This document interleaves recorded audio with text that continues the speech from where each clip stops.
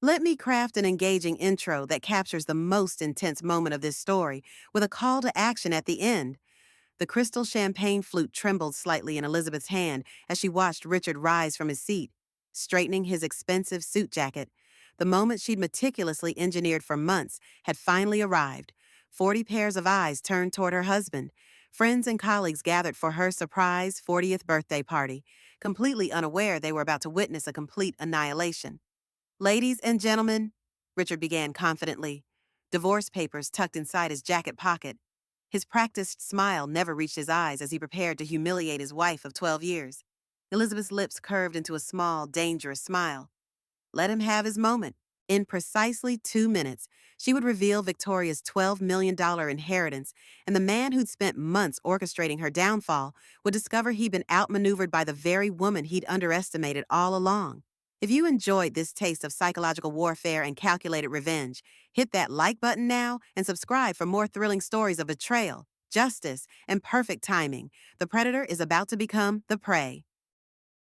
He's planning to serve me divorce papers at my 40th birthday party tomorrow.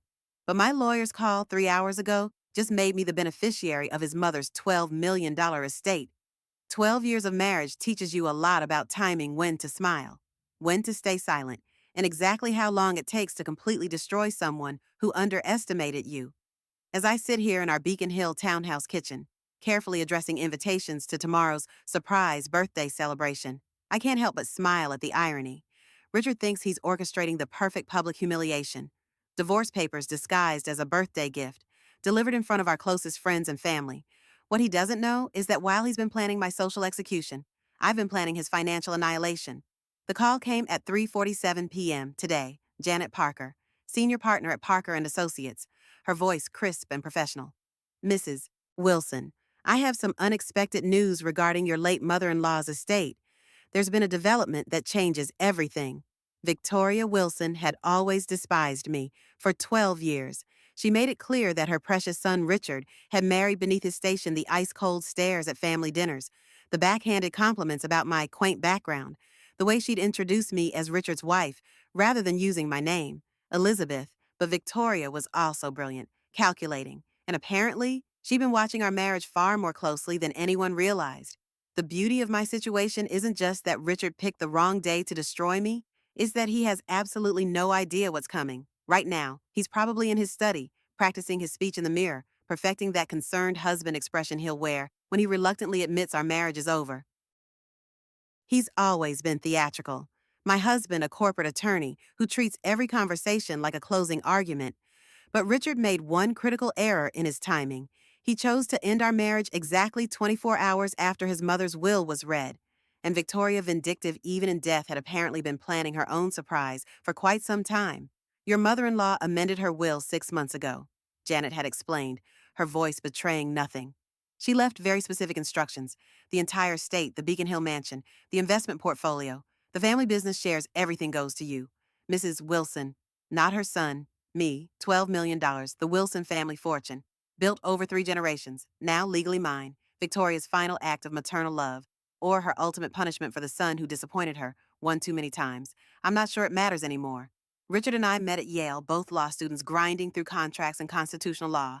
He was charismatic, ambitious, devastatingly handsome in that preppy way that screams old money and newer privilege. I was the scholarship kid from Cleveland, working 2 jobs to pay for textbooks, studying in 24-hour diners because my apartment was too noisy. He pursued me with the same methodical precision he'd later bring to his corporate merger's flowers every Tuesday. Dinner at progressively more expensive restaurants, weekend trips to his family's Cape Cod house. I fell hard and fast, seduced by his confidence and the promise of a life I'd only seen in movies. The proposal came during our 3rd year, a flawless 2-carat diamond presented at the same restaurant where we'd had our first date. You complete me, Elizabeth, he'd said, and I believed him completely. What I didn't understand then was that Richard collected beautiful things art: watches, wines, wives, and the thrill was always in the acquisition, never the ownership. The cracks started: small forgotten anniversaries, canceled dinner plans, phone calls he'd take in another room, speaking in low, urgent tones. When I'd ask, he'd smile that practiced lawyer smile and cite client confidentiality. You know how it is, babe, high-stakes mergers wait for no one. But Richard got sloppy 3 months ago. I found the credit card statements he'd forgotten to hide charges at hotels I'd never seen, restaurants we'd never visited together, a jewelry store purchase for $200 on a Tuesday afternoon, when he told me he was in depositions all day. The private investigator I hired was embarrassingly thorough photos, timeline, bank records. Richard wasn't just having an affair, he was systematically preparing for our divorce moving assets, consulting attorneys, building a narrative that would paint me as the unstable wife who'd become a liability to his career advancement. The most devastating discovery wasn't the infidelity, it was the identity of his accomplice. Natalie, my younger sister, my maid of honor, the person I'd confided in about every doubt and fear in my marriage. The investigator's photos showed them together at the Four Seasons Hotel, her hand on his chest, his mouth against her ear, sharing secrets I was never meant to know. Natalie had always been the pretty one, the charming one, the sister who got whatever she wanted by batting her eyelashes and tilting her head just so. Growing up, she'd borrowed my clothes, copied my homework, and somehow made it seem like she was doing me the favor. When I got into Yale, she suddenly developed an interest in law. When I started dating Richard, she began showing up at our study group sessions always perfectly dressed, always asking the right questions. I should have seen it coming. Natalie never wanted what I had. She wanted what she thought she deserved, which was everything I had, but better. And Richard, susceptible to admiration and practiced at compartmentalizing, was exactly the kind of conquest that would appeal to her competitive nature. But here's what neither Richard nor Natalie anticipated: Victoria Wilson's final chess move. Tomorrow night, as Richard stands in our living room, surrounded by our friends and family, preparing to humiliate me with divorce papers disguised as a birthday surprise, I'll have something much more devastating to share. The inheritance documents are already filed. The bank accounts have been notified. The family business shares have been transferred. By the time Richard realizes what's happened, I'll own everything he thought he was entitled to inherit the Wilson legacy. The financial security he's counted on. The cushion that made his affair feel risk-free. All of it now belongs to the wife he's planning to discard. Janet had smiled when she handed me the documents this afternoon. Your mother-in-law left a note, she'd said, producing a cream-colored envelope with my name written in Victoria's precise script. She wanted you to have this before tomorrow. Inside, Victoria's final message: Elizabeth, you are the daughter I never had and the wife my son never deserved. Don't let him destroy you. Use this gift to destroy him instead. With love and respect, Victoria. Tomorrow night, when Richard thinks he's delivering the ultimate surprise, he'll discover that some surprises cut both ways, and 12 years of marriage has taught me exactly how to time the perfect counterstrike. 12 years of being married to a corporate attorney teaches you things they don't cover in law school. You learn to read the micro expressions that precede a lie, to recognize the difference between genuine affection and calculated performance, and most importantly, you learn that the most devastating legal strategies aren't found in textbooks. They're born from intimate knowledge of your opponent's weaknesses. When I married Richard, I thought I was gaining a partner. What I actually acquired was a front row seat to the education of a lifetime. Corporate law isn't just about contracts and mergers. It's about human psychology, strategic timing, and the art of making your opponent believe they're winning right up until the moment they lose everything. Richard never bothered to hide his work from me.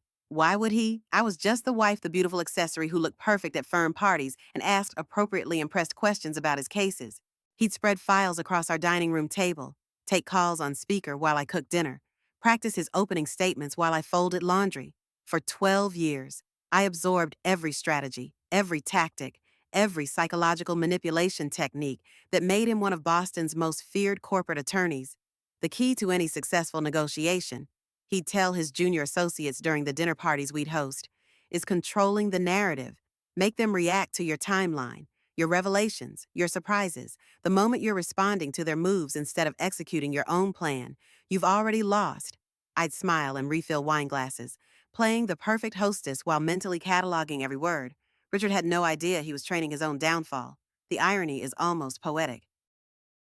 He taught me that the most effective attacks come from positions of apparent weakness, that the best revenge isn't emotional, it's methodical, that timing isn't just important, it's everything. And most crucially, that the person who controls the flow of information controls the outcome of any conflict. Victoria Wilson had been watching me learn these lessons during those excruciating family dinners, where she'd dissect every aspect of my background and breeding. I thought she was testing whether I was worthy of her son. Now I realized she was evaluating whether I was strong enough to survive him. Marriage, she told me once, during a rare moment of vulnerability after her third glass of wine, is a business partnership disguised as a love story. The successful wives are the ones who remember that when the love story ends, the business partnership still has assets to divide. At the time, I thought she was being cynical. Now I understand she was being strategic. The months of private investigation taught me something else. Patience is a weapon. While Richard rushed toward his affair with my sister, making increasingly careless mistakes, I moved with surgical precision. Every piece of evidence was documented, verified, and legally protected. Every financial record was copied and stored in multiple locations. Every conversation was mentally recorded and time-stamped. But the real education came from watching him operate in his professional life. Richard's specialty was hostile takeovers, identifying companies vulnerable to acquisition, exploiting their weaknesses, and dismantling them piece by piece. His success came from understanding that the most devastating attacks appear to come from nowhere, even though they've been planned for months or years. Due diligence, he'd explain to clients, isn't just about understanding the target company's assets, it's about understanding their blind spots, their assumptions, their unquestioned beliefs about their own security. The best takeovers feel like surprises, but they're actually the result of meticulous preparation. He never imagined I was applying his own methodology to our marriage.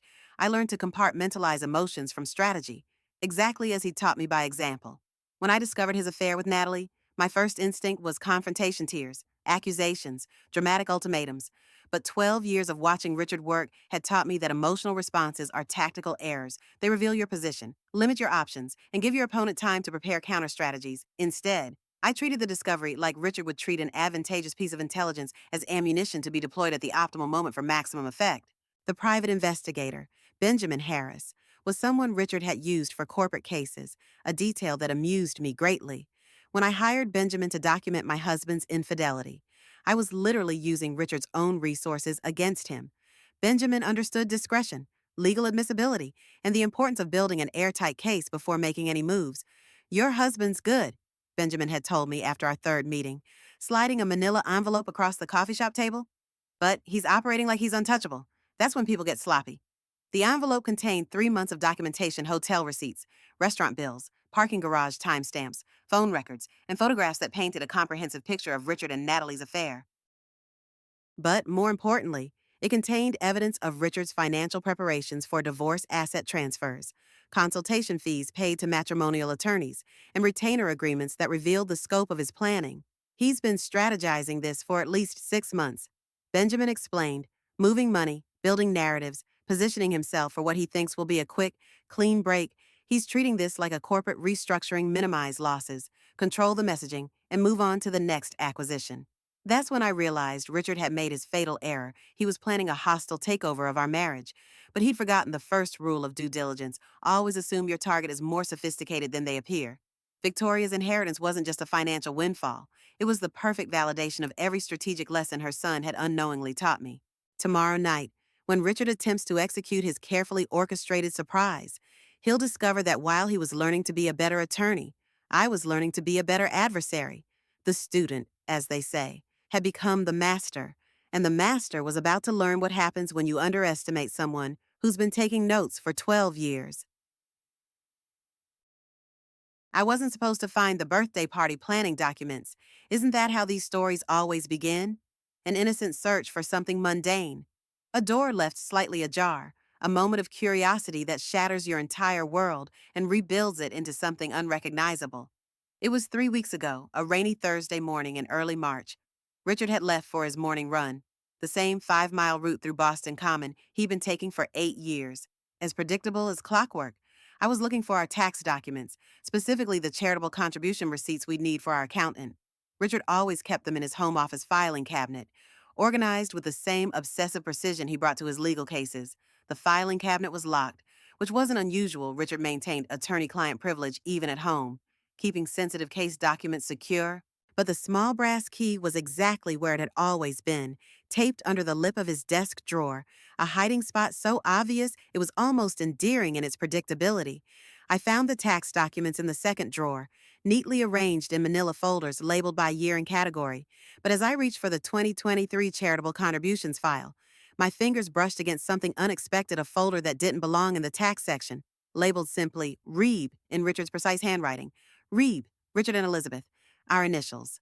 the monogram we'd used on our wedding invitations, the cute abbreviation he'd used in text messages during our early dating years. Curiosity, that fatal human flaw, made me pull the folder from its hiding place. The first document was a timeline printed on Richard's law firm letterhead, titled Project REB Implementation Schedule. My hands didn't shake as I read it, which surprised me. 12 years of marriage had apparently prepared me for this moment in ways I hadn't expected. March 15th, final asset verification complete. March 20th, consultation with Johnston and Associates Matrimonial Law. March 25th, narrative documentation finalized.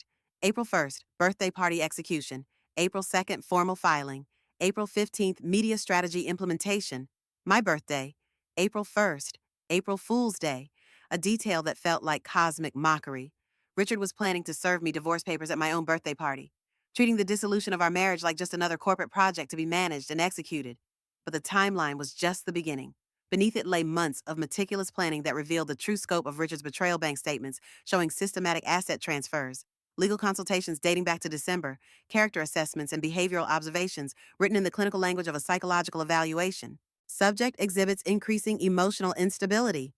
One document noted documented instances of social anxiety, financial irresponsibility, and inappropriate responses to family obligations, building case for contested divorce based on incompatibility and subject's inability to maintain professional social standards required for advancement.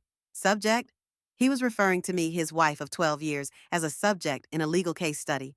Every argument we'd had, every moment of vulnerability I'd shared, every human emotion I'd expressed had been cataloged and weaponized for his divorce strategy. The financial documents were equally devastating. Richard had been moving money for months, transferring funds to accounts I didn't know existed, liquidating investments without my knowledge, and building a financial fortress designed to leave me with as little as possible. Our joint savings account, which I thought contained nearly $200,000, was actually held less than $30,000. The rest had been legitimately moved to cover business expenses and investment opportunities that would somehow prove difficult to trace during divorce proceedings. But the most damaging document was a psychological profile, apparently compiled with the help of a private consultant, analyzing my behavioral patterns and emotional vulnerabilities. It read like a prosecutor's opening statement against someone accused of being an unfit wife. Subject demonstrates consistent pattern of social inadequacy in professional settings. Former waitress background creates ongoing discomfort in corporate social environments, lacks sophistication required for advancement in high-level legal circles. Emotional responses often inappropriate for public settings. Relationship with family of origin suggests working-class values incompatible with client's professional trajectory.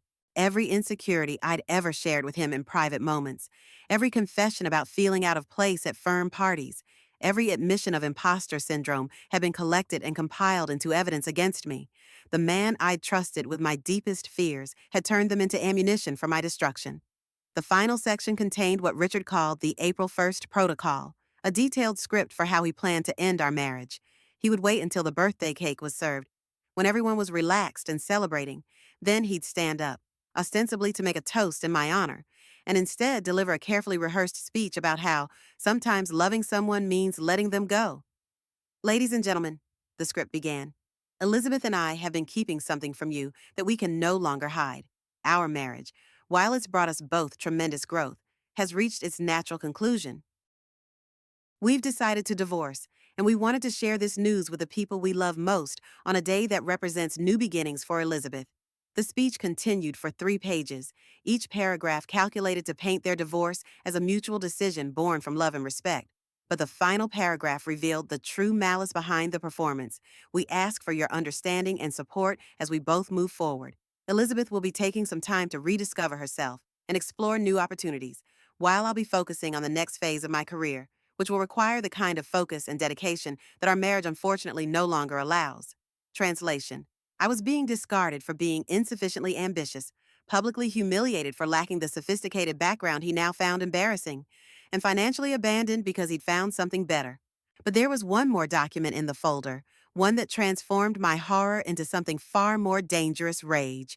It was a hotel receipt from the Four Seasons, dated 3 days earlier, for a suite registered under the name Mr. and Mrs. Wilson.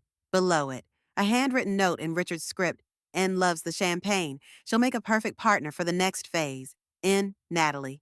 My sister wasn't just an affair. She was my replacement, already being auditioned for the role of the next Mrs. Wilson, the same sister who'd called me 2 days ago, asking what she should wear to my birthday party. what gift would be most meaningful, how excited she was to celebrate another year of my wonderful marriage. I sat in Richard's leather chair, surrounded by the evidence of his systematic dismantling of our life together, and felt something crystallize inside me. This wasn't just betrayal, it was attempted annihilation. He wasn't just leaving me, he was trying to erase me, to rewrite our entire history as a mistake he'd finally corrected. But Richard had made one critical error in his meticulous planning. He'd assumed I would react like the subject in his psychological profile, emotional, devastated, easily manipulated. He'd underestimated the woman he'd been married to for 12 years, the woman who'd been watching him operate, learning his methods, absorbing his strategies. As I carefully returned each document to its place in the folder, ensuring everything appeared untouched, I realized that Richard had just handed me the blueprint for his own destruction. He'd shown me exactly when, where, and how he planned to destroy me. Now I could plan accordingly. The depth of Richard's betrayal revealed itself slowly, like poison seeping through a carefully constructed dam. Each document in that folder represented months of calculated deception, but it was the handwritten notes in the margins that truly broke my heart, personal observations about my shortcomings, written in the same careful script he'd used to write love letters during our engagement. He still doesn't understand wine pairings, embarrassing at Morrison client dinner. Read one note dated 6 months ago. I remembered that dinner clearly. I'd asked the sommelier for a recommendation instead of pretending to know which vintage complemented the sea bass, and Richard had smiled encouragingly at the time. Apparently, behind that smile, he was cataloging my social inadequacies for future use. The financial documents told their own story of systematic theft disguised as investment strategy. Our joint portfolio, which I believed was growing steadily, had been carefully dismantled starting in January. The $50,000 withdrawal for emerging market opportunities had actually funded his retainer for Johnston and Associates, the city's most aggressive matrimonial law firm. The $75,000 real estate investment had purchased a downtown condo that I discovered was already listed under his name alone. But the most devastating revelation was the prenuptial agreement amendment, drafted 3 months ago and never shown to me.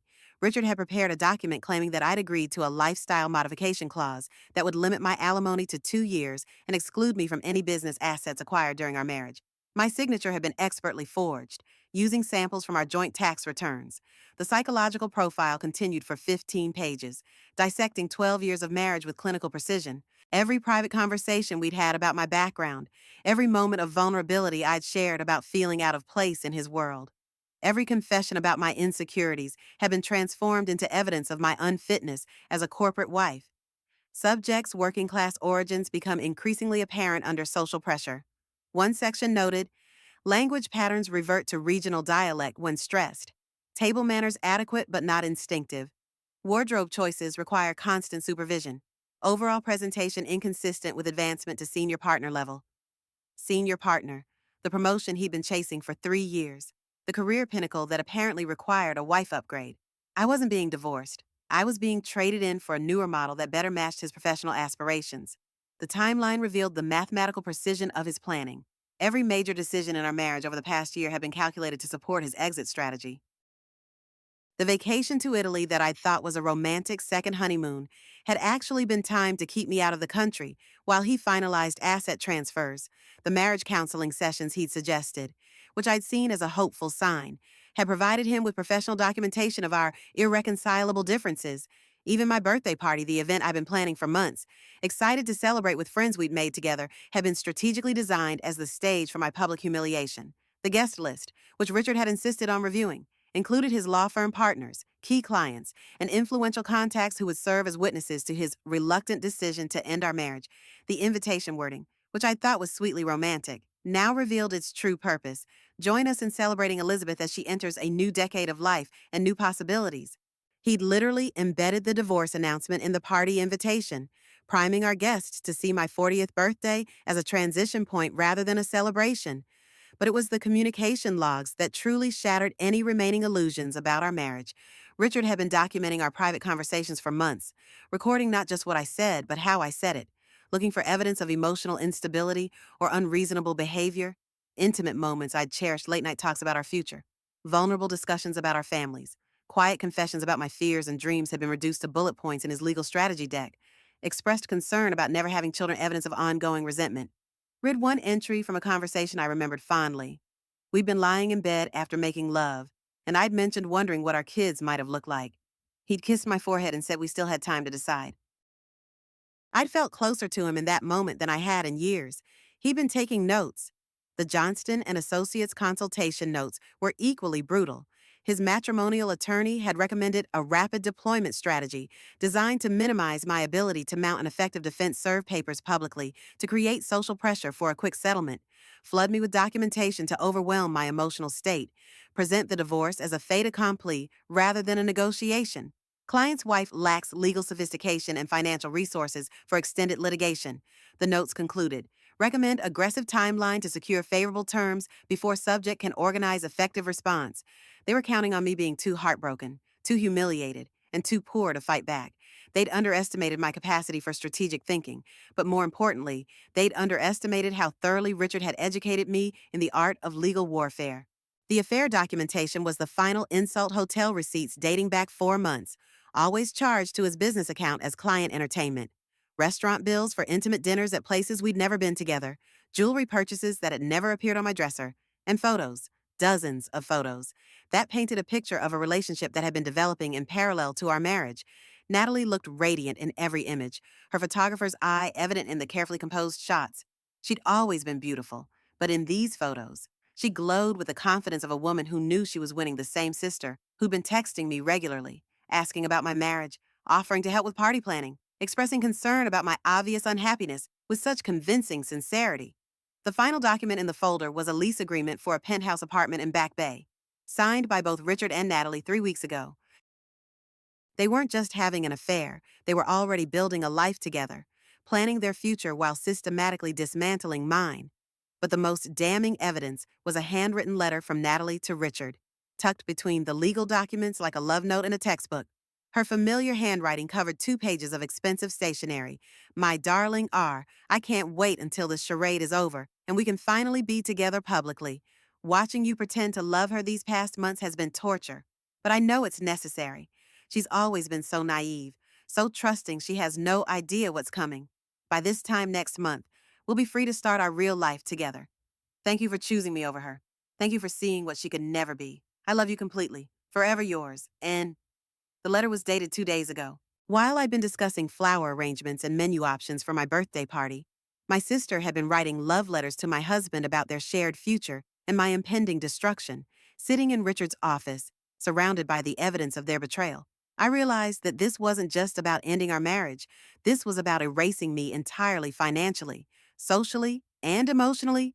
They wanted to rewrite history so completely that my 12 years with Richard would become nothing more than an embarrassing mistake he'd finally corrected. But as I carefully photographed each document with my phone, ensuring I had copies of every piece of evidence, I felt something settle in my chest. They planned my destruction with such meticulous care, such attention to detail, such absolute confidence in my helplessness. They were about to learn how wrong they'd been about everything. The 3 weeks following my discovery were a masterclass in self-control and strategic observation. Every morning, I woke up next to a man who was actively planning my destruction, smiled at him over coffee, and asked about his day with the same loving concern I'd shown for 12 years. The performance required a level of emotional compartmentalization that I hadn't known I possessed. But Richard had taught me well. In corporate litigation, he'd always emphasized the importance of maintaining normal operations while building your case. Never let them know you know, he'd tell his associates. The moment they realize you're on to them, they'll change their behavior, destroy evidence, or accelerate their timeline. Patience is a weapon. So I watched and learned and documented everything. Richard's patterns became transparently obvious once I knew what to look for. The late meetings that happened every Tuesday and Thursday weren't at his office. They were at Natalie's photography studio in Cambridge. I'd drive by sometimes on my way to grocery shopping, parking across the street to watch him emerge from her building with the satisfied expression of a man who believed he was getting away with everything. His phone behavior was equally telling. Richard had always been protective of his device, citing attorney-client privilege. But now I noticed the subtle changes, the way he'd flip it face down when I entered the room, the slight smile that would cross his face when certain notifications arrived, the way he'd excuse himself to the bathroom to respond to texts, returning with barely concealed excitement. One evening, while he was in the shower, his phone buzzed with a message from N Photography, Natalie's professional contact listing. The preview on his lock screen read, "Can't wait for tomorrow night. I have something special planned for after the party. You're going to love your surprise." Tomorrow night was my birthday party. They were planning their own private celebration for after my public humiliation. I began timing his routines with forensic precision. His morning run was exactly 43 minutes, always the same route, always ending with the same post-workout smoothie. His evening document review sessions in his home office lasted between 90 minutes and 2 hours. But I could hear him on the phone for at least half that time, his voice taking on the intimate tone I remembered from our early courtship. The most revealing moments came during his interactions with Natalie in public. My sister had always been tactile, hugging everyone, touching arms during conversation, standing closer than strictly necessary, but now I watched for the micro expressions, the barely perceptible moments of intimacy that spoke of a relationship far beyond family friendship. At our cousin's engagement party 2 weeks ago, I observed them together with new eyes. Natalie wore a red dress that was stunning, but inappropriate for a family event, the kind of outfit that demanded attention. And got it. Richard's eyes found her repeatedly throughout the evening, and when she laughed at his jokes, his smile was different, hungrier, more possessive. They were careful not to stand together for too long or speak privately where others could see, but they developed a language of glances and subtle gestures. When Natalie touched her neck, Richard would excuse himself for a drink. When he adjusted his tie, she'd head toward the restroom. They were coordinating their movements like dancers who'd rehearsed the choreography. The most damning observation came during a family dinner at my parents' house. Natalie had volunteered to help my mother in the kitchen, playing the role of the devoted daughter, while I sat in the living room with Richard and my father. Through the kitchen doorway, I watched her photograph our mother's famous lasagna recipe with professional precision. "For my portfolio," she explained when I asked. "I'm expanding into food photography." But later, when she thought no one was looking, I saw her text the photos to someone. The recipient's name flashed briefly on her screen, future husband. She was already collecting pieces of our family history, appropriating our traditions for her new life with my husband. Richard's behavior at home became increasingly careless as the party date approached. He'd disappear into his office for urgent calls that lasted hours, emerging with the flushed excitement of a man planning something thrilling. He'd started working out more intensively, updating his wardrobe, and paying attention to grooming details he'd ignored for years. "I want to look good for your party," he'd say, admiring himself in our bedroom mirror. "This is going to be such an important night." The cruel irony wasn't lost on me. He was preparing for my birthday party with the same enthusiasm most men reserved for their own wedding day. And, in a way, it was exactly that, the beginning of his new life and the death of our old one. I started documenting his lies with systematic precision. Every client dinner that was actually a date with Natalie, every weekend case review that coincided with her photography workshops out of town, every conference call that happened while she was posting Instagram stories from restaurants I recognized. The financial surveillance was equally revealing. Richard had become sloppy with his asset hiding, probably because he assumed I'd never think to look. Credit card statements showed a pattern of purchases that told the story of a man courting someone new jewelry from boutiques I'd never visited, lingerie from designers I didn't recognize, flowers delivered to addresses that weren't our home. But the most revealing discovery was his search history, which he'd forgotten to clear from our shared iPad. Late-night Googling sessions revealed his true priorities: best divorce attorneys, Boston; prenuptial agreement modifications; how to minimize alimony payments; and, most tellingly, quick uncontested divorce timeline. He was researching how to dispose of me as efficiently as possible. The week before my birthday, his excitement became almost manic. He'd hum while shaving, smile at private jokes during dinner, and check his phone with the frequency of a teenager in love. When I asked about his good mood, he'd kiss my forehead and say he was just excited about my party. "This is going to be a night you'll never forget," he'd say. And I believed him completely. The final piece of the puzzle came 3 days before the party. When I overheard him on the phone in his office, I brought him coffee but stopped outside the door when I heard Natalie's voice through his speaker. "Are you nervous about tomorrow?" she was asking. "Excited, not nervous," Richard replied. "This has been months in the planning. Everything's perfectly positioned. She'll never see it coming. And afterward, we start our real life together. No more hiding, no more pretending, just us, exactly as it should have been from the beginning." Their laughter carried through the door as I stood frozen in the hallway, coffee cup trembling in my hands. They weren't just planning to end my marriage, they were celebrating it. This wasn't a difficult decision born from incompatibility. It was a coordinated campaign designed to replace me with minimal disruption to Richard's comfortable life. But as I retreated to the kitchen, setting down the coffee that would remain undelivered, I realized that all their careful planning had given me something invaluable time to prepare my own surprise. They thought they knew exactly how tomorrow night would unfold. They had no idea that while they've been planning my destruction, I've been planning something far more devastating. Victoria's inheritance had just provided me with the perfect weapon, and 3 weeks of observation had shown me exactly when and how to use it. To understand the full scope of what Richard was destroying, you have to understand what we'd built together. 12 years isn't just time, it's shared dreams, accumulated trust, and the thousand small intimacies that transform two separate lives into one intertwined existence. We met during our second year at Yale Law School. In Professor Hamilton's constitutional law seminar, I was the scholarship student from Cleveland who worked nights at a diner to pay for textbooks. Richard was the golden boy from Beacon Hill, whose family had been funding the university library for 3 generations. We shouldn't have had anything in common, but constitutional law has a way of revealing how people think, and I found his mind fascinating. He pursued me with the same methodical persistence he brought to everything else flowers on my car windshield after particularly brutal study sessions, coffee delivered to the library during my marathon research nights, study group invitations that somehow always ended with just the two of us reviewing cases until dawn.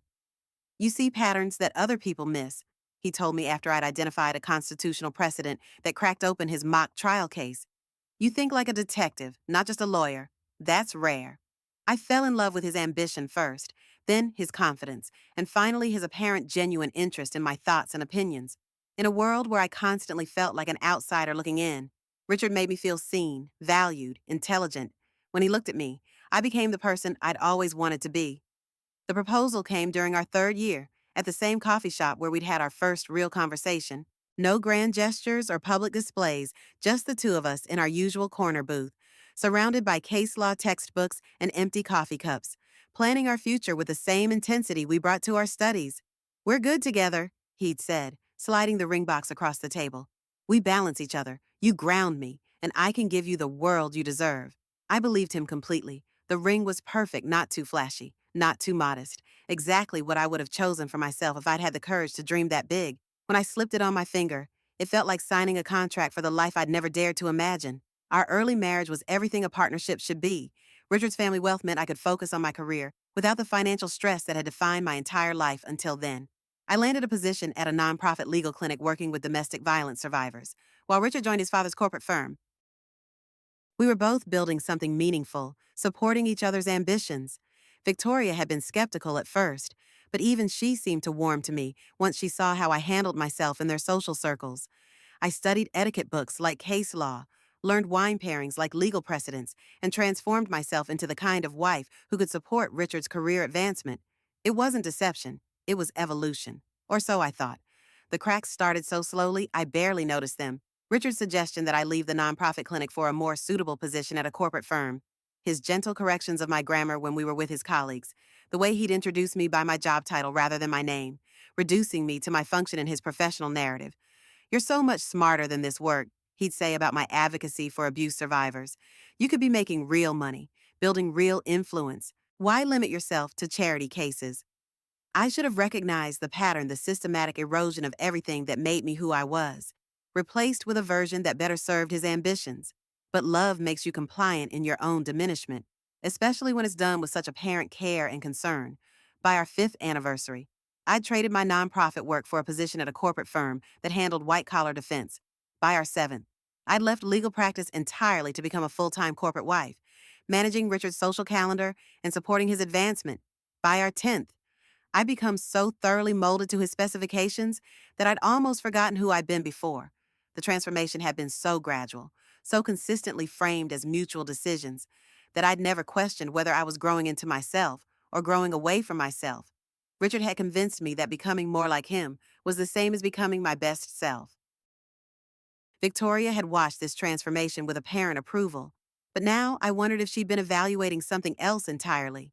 Had she seen what I couldn't, that her son was systematically dismantling the woman he'd married, replacing her with a more convenient version? Had she been testing whether I had enough strength left to survive what was coming? The saddest part wasn't that our marriage was ending.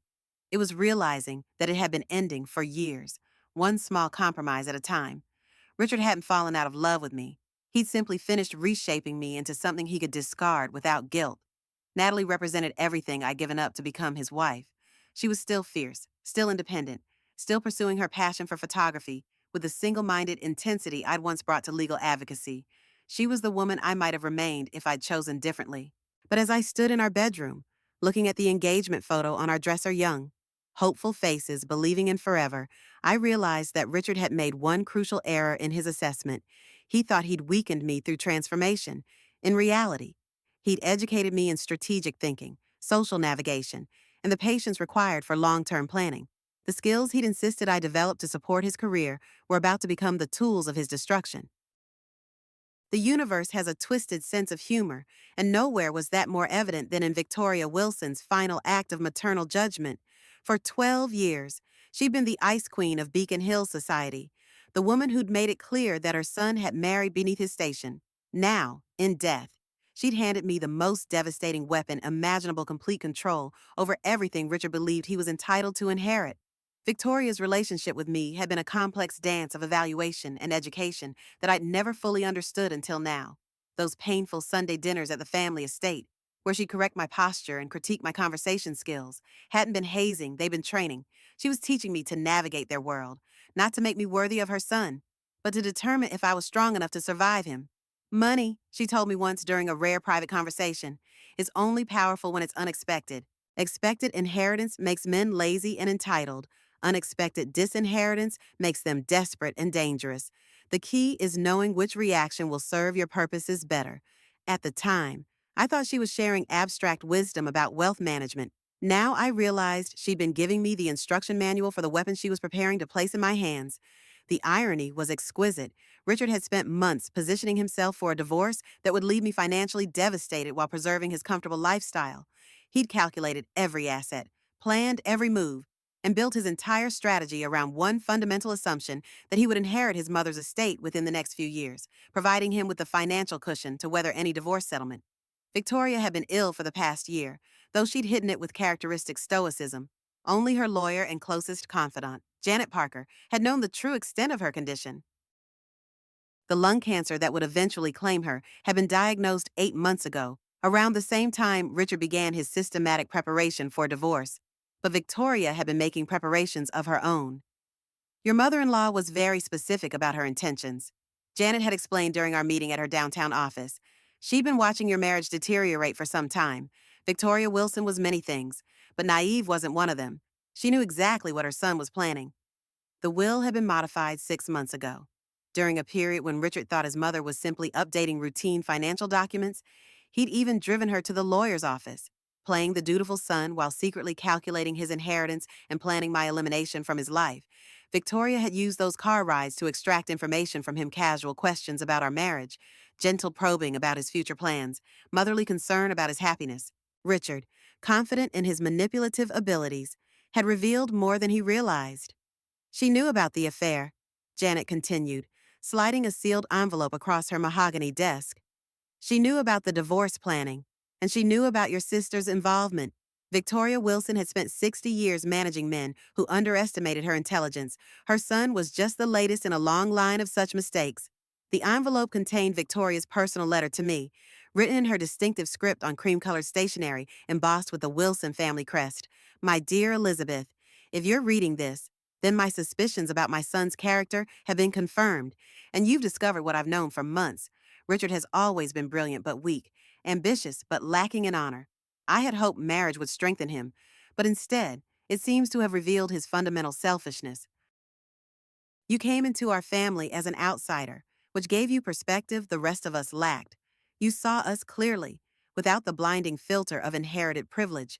More importantly, you adapted without losing your essential self, a strength that neither my husband nor my son ever possessed. The inheritance isn't a gift, it's a weapon. Use it wisely. Don't let my son destroy you the way he destroyed every other inconvenient obstacle in his path. You have more intelligence and integrity than anyone in our family has shown in generations. It's time you had the resources to match. Make him understand that some people can't be discarded without consequences. Show him what happens when someone finally fights back with equal resources and superior strategy, with respect and genuine affection. Victoria Wilson. The financial documents were staggering. Victoria's estate was worth $12 million. accumulated through decades of shrewd investments and careful management. The Beacon Hill Mansion, the investment portfolio, the family business shares, the art collection. Everything Richard had counted on inheriting was now legally mine. But Victoria's final masterstroke was the timing. The will wouldn't be read until after the funeral, which was scheduled for 3 days after my birthday party. Richard would attempt to destroy me publicly, believing he had the financial resources to weather any consequences, only to discover afterward that those resources now belonged to his soon-to-be ex-wife. There are conditions, Janet explained. Victoria was very specific about this. If you choose to reconcile with your husband, the inheritance reverts to him. If you divorce him within 1 year of her death, everything remains yours permanently. She's essentially paid you $12 million to leave her son. The conditions revealed Victoria's ultimate assessment of our marriage. It was worth more to her to see me escape than to see her family fortune passed down to another generation of entitled Wilson men. She'd concluded that the family line was better served by ending with her than by continuing through Richard. But the most devastating detail was the trust fund provision. Richard had been receiving a monthly allowance from his mother's estate for the past 5 years, money he'd assumed would continue indefinitely, and had built into his divorce planning. That allowance would terminate immediately upon Victoria's death, leaving him financially vulnerable at exactly the moment he planned to discard me. Victoria had systematically removed every safety net Richard was counting on, while simultaneously providing me with resources he'd never imagined I could access. She'd transformed what should have been my moment of greatest vulnerability into my moment of maximum power. The woman who'd spent 12 years making me feel inadequate had secretly been preparing to make me untouchable. The inheritance wasn't just money, it was validation, revenge, and justice rolled into one perfectly timed gift. Richard thought he was divorcing a financially dependent wife who would have no choice but to accept whatever terms he offered. Instead, he was about to face a woman with 12 million reasons to fight back and the legal resources to make that fight last as long as necessary. Victoria Wilson had given me something more valuable than money. She'd given me the power to ensure that her son's betrayal would cost him everything. Victoria's inheritance didn't just give me financial power, it gave me something far more dangerous options. For the first time in 12 years, I could choose my own battlefield, set my own timeline, and fight with resources that matched my opponents. But raw power without strategy is just chaos. I needed a plan that would be as methodical and devastating as Richard's betrayal had been. The foundation of any good revenge plot is understanding your target's vulnerabilities. And 12 years of marriage had given me a PhD in Richard Wilson's psychological weak points. His greatest fear wasn't financial loss, it was public humiliation. His entire identity was built on being perceived as successful, sophisticated, and in control. Strip away that image, and he'd crumble like a house of cards. I spent 3 days after Victoria's funeral locked in my home office, surrounded by legal pads, laptop screens, and the same methodical planning tools Richard used for his corporate takeovers. If he wanted to treat our divorce like a business transaction, I'd give him the most hostile takeover he'd ever witnessed. The plan needed to accomplish 3 objectives: expose his betrayal publicly, destroy his professional reputation, and leave him financially vulnerable at exactly the moment he thought he was securing his future. But most importantly, it needed to peak at the precise moment he attempted to serve me those divorce papers at my birthday party. Phase 1 would be the financial assault. Janet Parker had already begun the process of reorganizing Victoria's estate under my control. But the full impact wouldn't hit until Richard's monthly allowance failed to arrive next week. He'd assume it was an administrative delay, never imagining that his financial foundation had been permanently removed. But I wasn't content to wait for him to discover his vulnerability. Using Victoria's inheritance, I could do something far more immediate and devastating. I could buy his debts. Richard's lifestyle exceeded his actual income by a significant margin, subsidized by his mother's allowance and the assumption of future inheritance. He carried substantial credit card debt, had an underwater mortgage on our house, and, most critically, owed his law firm nearly $200,000 in partnership buy-in fees that he'd been paying gradually over the past 3 years. Through a series of shell companies established by Janet's firm, I could purchase those debts at a discount, then accelerate the payment schedules precisely when Richard would be least able to meet them. He'd go from financially stable to desperately overextended within a matter of weeks. Phase 2 targeted his professional reputation.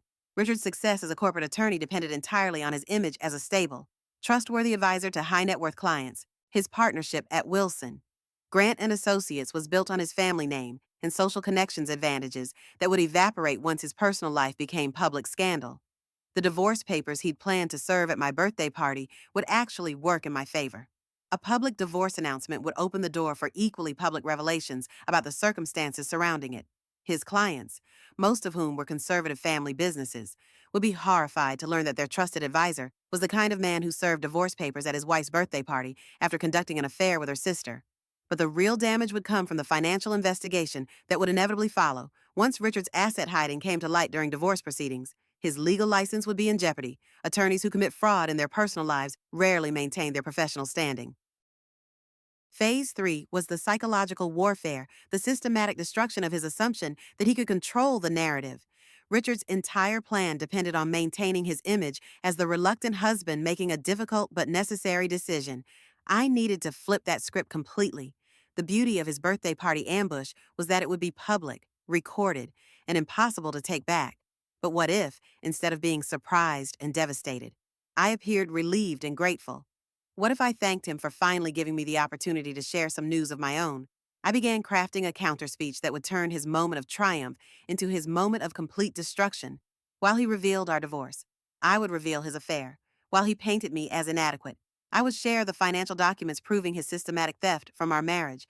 And while he tried to control the narrative, I would produce evidence of his forged signatures and fraudulent financial statements. But the masterstroke would be the inheritance revelation. Just as Richard finished explaining why our marriage was over, I would announce that I'd inherited his mother's entire estate, the same estate he was counting on to cushion his post-divorce lifestyle.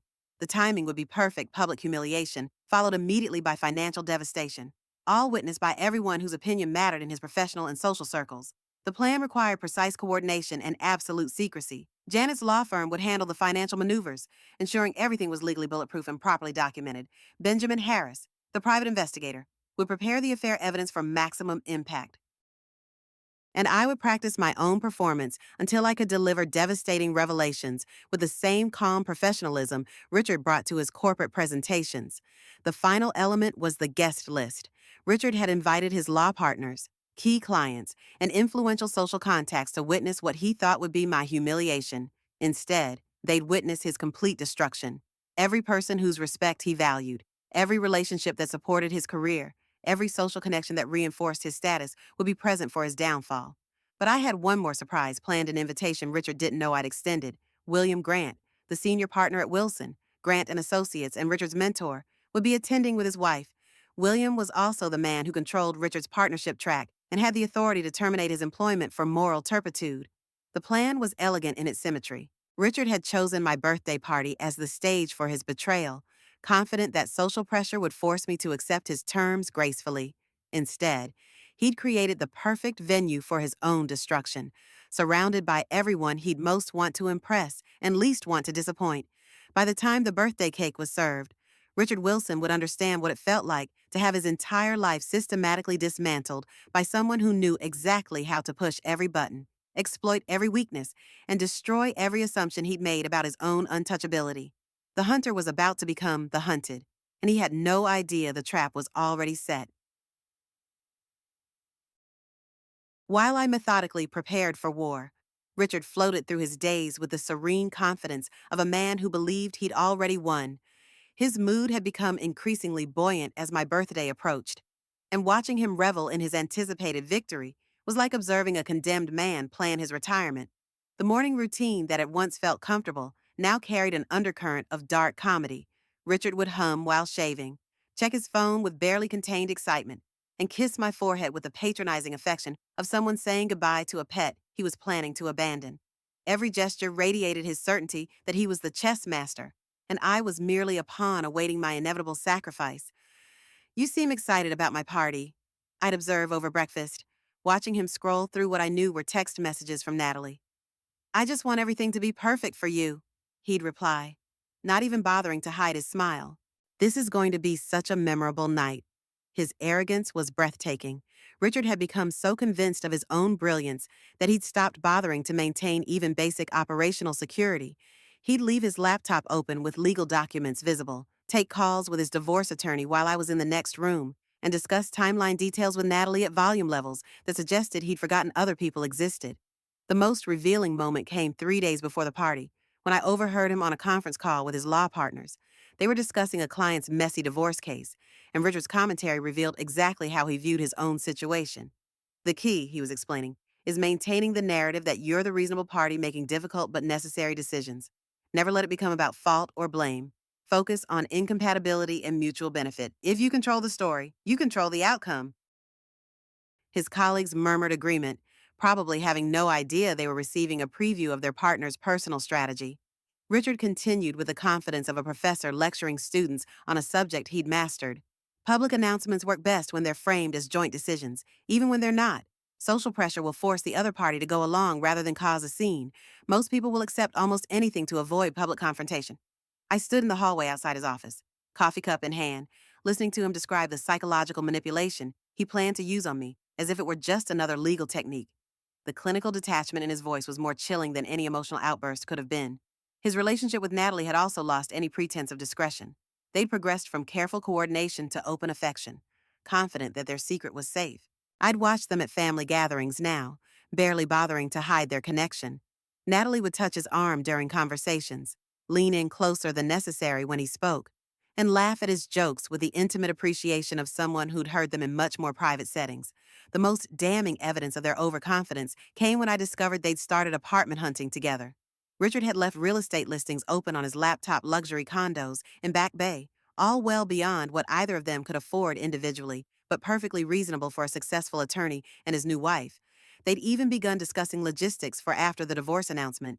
I found a note in Richard's handwriting outlining their plans. Party announces at 9:00 p.m. Guests leave by 10:30. Inn comes over at 11 for comfort and support. Spend night together as friends.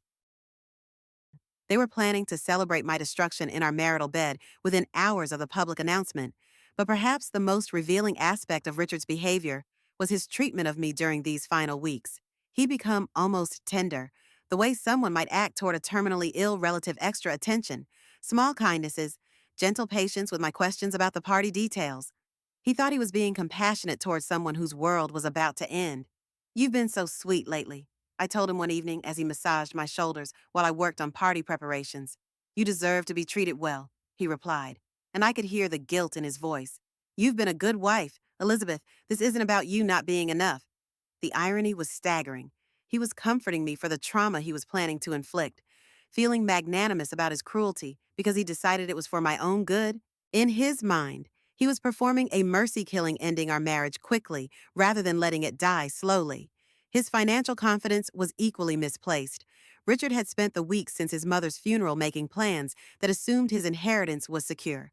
He'd already put a deposit down on the Back Bay condo, scheduled meetings with financial advisors about upcoming liquidity events, and even begun shopping for a new car that would better match his anticipated bachelor lifestyle. The man who'd built his career on due diligence and risk assessment had somehow convinced himself that his mother's estate was a sure thing, despite never having seen her will or spoken to her lawyers about the specifics. His assumptions were built entirely on entitlement and wishful thinking. Meanwhile, Natalie had begun making her own preparations for their public debut as a couple. She'd booked photography sessions for what she described as portfolio expansion, but which looked suspiciously like engagement photos. She'd started attending social events in our circle, positioning herself as the artistic, sophisticated alternative to the suburban wife role I'd filled. They'd created an entire fantasy future built on the assumption that I would simply disappear from their lives without resistance, leaving behind no complications or consequences. It was the kind of magical thinking that only comes from never having faced real opposition. But the most telling sign of their overconfidence was how they'd begun treating the divorce announcement like a celebration rather than a tragedy. They spoke about finally being free and starting their real life together with the enthusiasm of people planning a wedding, not the dissolution of a 12-year marriage. Richard had even begun practicing his speech in front of the mirror, perfecting his expression of reluctant resolve. He wanted to appear sad but determined, making a difficult choice for everyone's benefit. He'd rehearsed every pause, every gesture, every moment of eye contact that would sell his performance to our assembled friends and family. What he hadn't prepared for was the possibility that his target might have been preparing a performance of her own. The first domino fell exactly 72 hours before my birthday party, though Richard wouldn't realize its significance for several more days. At 9:47 a.m. on a Tuesday morning, while he was in his office preparing for a client meeting, his monthly allowance from Victoria's estate failed to transfer to his checking account for the first time in 5 years. I watched from the kitchen window as he took the call from his bank. his confident stride faltering as he paced the length of our driveway. His voice carried through the morning air. Growing sharper with each failed explanation, the bank representative offered. "There must be some mistake," he insisted. "This transfer has been automatic for years. Check again." But there was no mistake. Victoria Wilson's final monthly payment to her son had been made the day before her death. The allowance that had subsidized his lifestyle and formed the foundation of his divorce planning had vanished as completely as if it had never existed. I gave him 3 hours to stew before implementing the second phase. At precisely 1:00 p.m., while Richard was having lunch with a client at his usual downtown restaurant, Marshall and Associates Debt Recovery Services, one of Janet Parker's carefully chosen shell companies, acquired his outstanding credit card debt from First National Bank. The beauty of debt purchasing is its opacity. Richard would receive a formal notice in the mail, but he'd assume it was routine paperwork from a bank reorganization. He had no way of knowing that his new creditor was actually controlled by his soon-to-be ex-wife, or that his payment schedule was about to be dramatically accelerated. By 3 p.m., I moved to Phase 3. Another shell company, this one called Lakefront Investment Partners, purchased the underwater portion of our mortgage from Boston Mutual Bank. The transaction was completely legal, properly documented, and virtually untraceable to me personally. Richard now owed money to entities I controlled, though he remained blissfully unaware of this fact. His first sign that something was wrong came at 4:30 p.m. when his assistant buzzed him with an urgent call from Wilson, Grant and Associates Accounting Department. The partnership buy-in payments he'd been making for 3 years had suddenly been called for immediate payment in full. The firm's new financial management company, another of Janet's acquisitions, had reviewed all outstanding partner obligations and determined that extended payment plans were no longer acceptable. I was in the garden when Richard burst through the back door, his face flushed with confusion and anger. "Did you get any strange calls today?" he demanded. "Bank notices, financial statements, anything unusual?" "No, darling," I replied, not looking up from the roses I was pruning for my birthday centerpieces. "Is everything all right? You look stressed." "It's probably nothing," he said, but I could see the calculations running behind his eyes. "Just some administrative mix-ups with various accounts. I'm sure it'll sort itself out." But it wouldn't sort itself out, and we both knew it. Richard spent the rest of the evening on the phone with banks, lawyers, and financial advisors, trying to understand how his carefully constructed financial foundation had suddenly shifted beneath his feet. Each call brought more confusion, more questions, and fewer answers. The timing was exquisite. 48 hours before he planned to destroy my life publicly, his own financial security was crumbling in ways he couldn't understand or control. The psychological pressure was already beginning to show in the tight lines around his eyes and the shortened fuse of his temper. Wednesday brought the second wave of attacks. At 10:00 a.m., Richard received a certified letter from the Massachusetts State Bar Association requesting documentation regarding irregularities in personal financial filings that had come to their attention through routine auditing procedures. The irregularities in question were the forged signatures on our financial documents evidence I provided through carefully anonymous channels. By noon, he'd gotten a call from William Grant requesting an immediate meeting to discuss sensitive partnership matters. William's tone, according to Richard's later explanation, suggested this wasn't going to be a friendly conversation about his career advancement. The meeting lasted 3 hours. When Richard returned home, he looked like a man who'd aged a decade in a single afternoon. William had presented him with evidence of his affair photographs Benjamin Harris had taken, documented proof of his financial irregularities, and questions about his fitness to represent the firm's family-oriented clientele. "They're not firing me," Richard told me that evening, his voice hollow with shock. "But they're conducting a full investigation. William says if any of this becomes public, my partnership is over." "What kind of investigation?" I asked, pouring him a scotch with steady hands. "What could they possibly be investigating?" "Personal conduct issues," he replied, accepting the drink gratefully. "Apparently, someone's been making accusations about my character, professional ethics violations. They want to review all my personal financial records, marriage documentation, everything." The irony was delicious. Richard had spent months building a case against me, documenting every perceived inadequacy and social misstep. Now he was discovering what it felt like to have his own life dissected by professionals looking for evidence of moral failure. But the real pressure was yet to come. Thursday morning brought news that would shatter his remaining confidence. Victoria's will had been read, and he wasn't just losing his allowance, he was losing everything he'd expected to inherit. Janet Parker called him personally, her voice professionally neutral as she delivered the devastating news. Victoria Wilson had left her entire estate to her daughter-in-law, Elizabeth Wilson, with specific instructions that her son receive nothing beyond personal mementos of sentimental value only. I watched Richard take the call from across our breakfast table, his face cycling through disbelief, rage, and finally dawning horror as he realized the implications. The inheritance he'd counted on to cushion his post-divorce lifestyle belonged to the woman he was planning to discard in 24 hours. There must be some mistake, he said into the phone, his voice breaking with desperation. My mother would never. We need to contest this immediately. There has to be grounds for. But Janet was thorough in her explanation. The will was ironclad, properly witnessed, and completely legal. Victoria had been of sound mind when she'd made her final revisions, and she'd included specific language preventing any challenges to her decision. When Richard hung up, he sat in stunned silence for several minutes. I could practically see him recalculating every assumption he'd made about his future, every plan he'd built on the foundation of inherited wealth. I'm sorry, darling, I said gently, reaching across the table to touch his hand. I know how much you expected that inheritance. Your mother must have had her reasons. He looked at me then with something approaching suspicion, but the expression faded quickly. In his mind, I was still the unsophisticated wife who couldn't possibly have orchestrated something this complex. His paranoia focused on external enemies, rival law firms, vindictive clients, anyone except the woman sitting across from him offering comfort. The final 24 hours before my birthday party would test whether Richard could maintain his composure long enough to execute his plan, or whether the mounting pressure would cause him to crack before he ever got the chance to serve those divorce papers. By Thursday evening, less than 18 hours before my birthday party, Richard's carefully constructed world was unraveling with accelerating speed, and for the first time, I could see genuine fear creeping into his eyes. The confident predator who'd been stalking toward his prey was beginning to realize he might have walked into a trap instead. The morning had brought another devastating blow, a call from his biggest client, Meridian Holdings, announcing they were reevaluating their legal representation following concerning reports about personal conduct issues.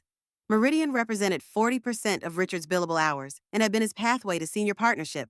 Losing them would be catastrophic under normal circumstances.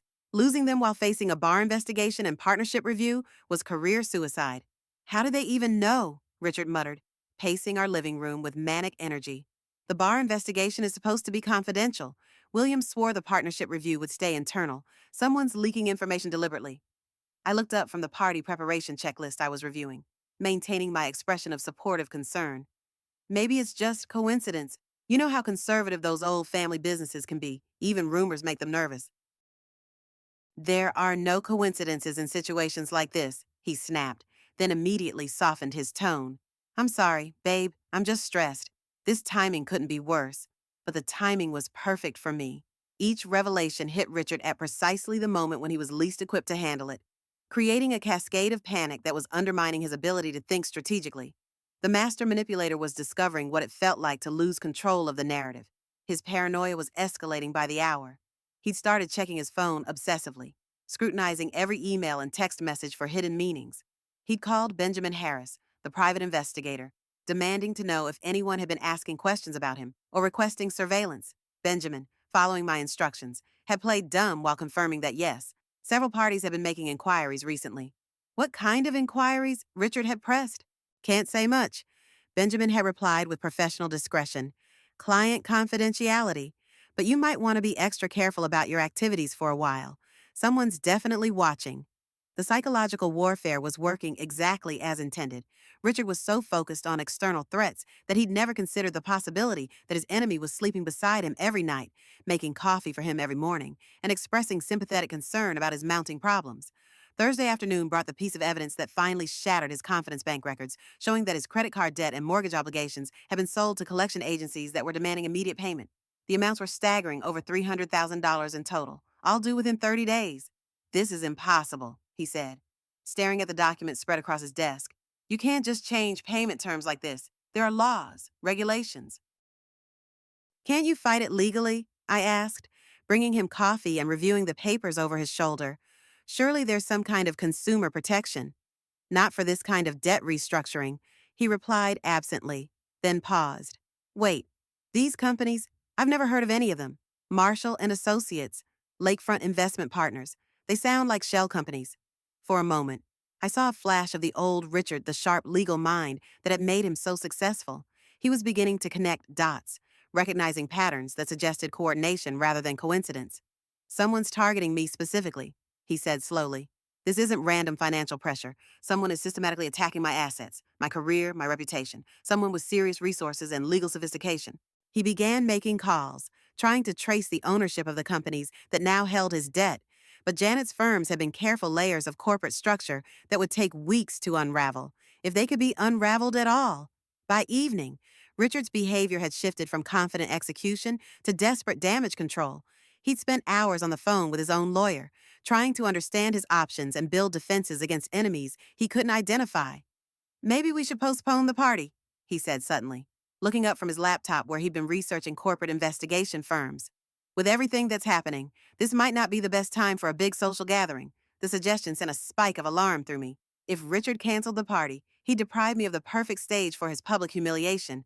All my careful timing would be wasted. Absolutely not, I said firmly. I've been planning this for months.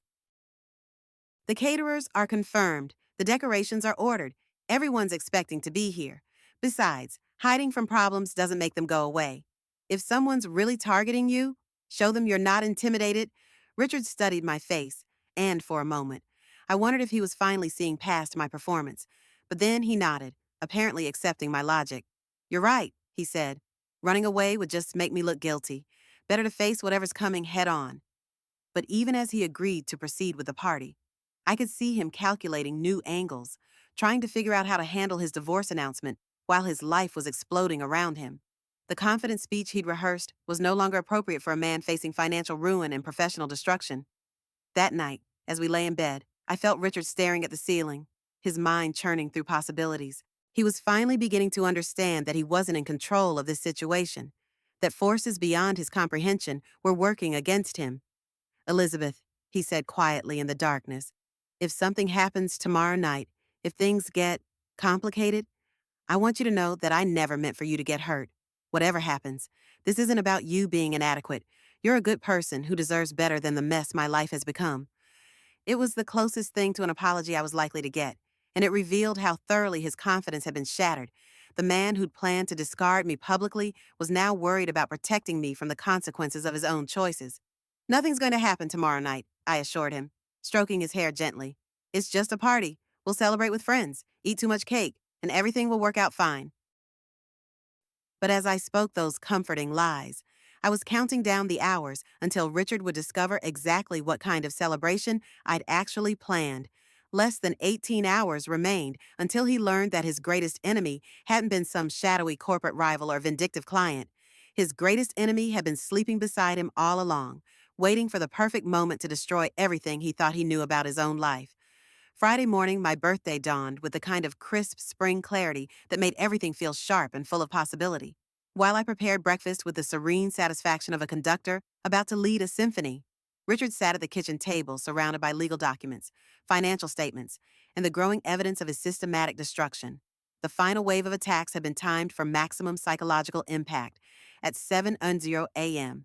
As Richard was reading his morning emails, he received formal notification that the Massachusetts State Bar Association was accelerating their investigation based on new evidence of potential ethical violations.